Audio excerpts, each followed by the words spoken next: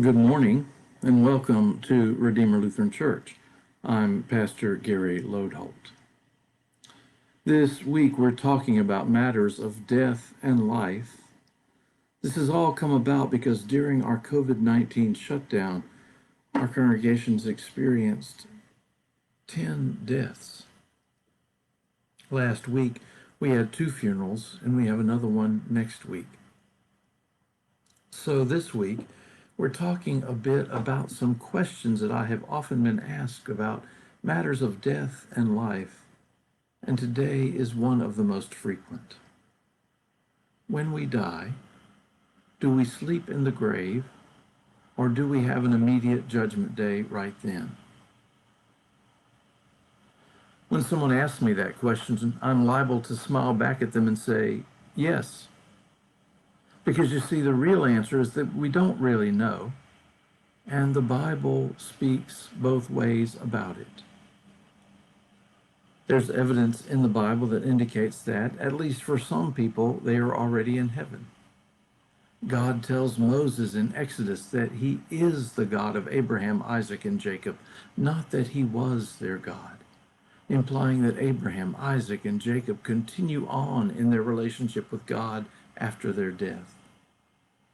In 1 Peter, what Jesus did while he was in the tomb for 3 days is discussed, and the idea is presented that he went to hell to offer the gospel to those who had died prior to salvation being offered through Jesus. And this implies that they were not sleeping in the grave, but had gone on to the place God had determined for them. Moses and Elijah appear with Jesus during the Transfiguration.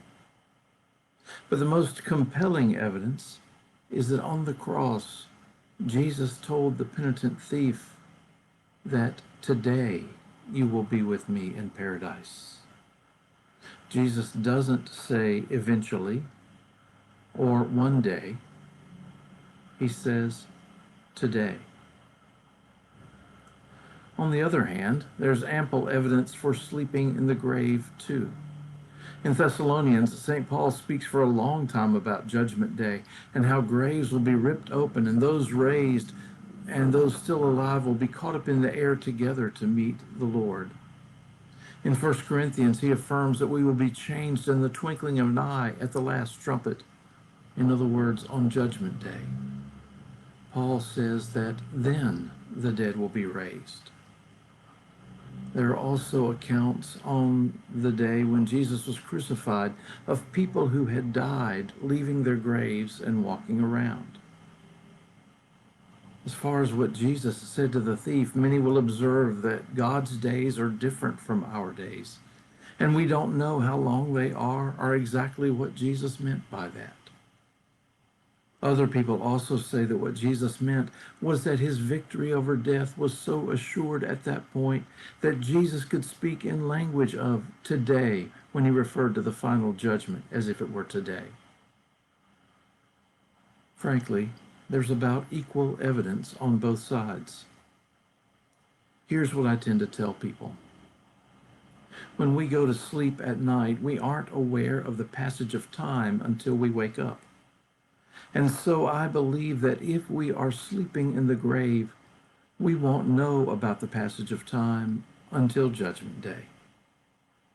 In that case, whether we have an immediate Judgment Day or whether we sleep in the grave, it will seem to us like an immediate Judgment Day.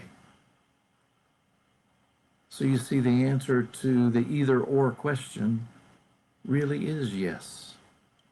We don't really know. But no matter what, we are never out of God's hand, never out of God's eternal love, never out of God's everlasting grace. Whether it's immediate or whether we sleep in the grave, we have hope, we have assurance.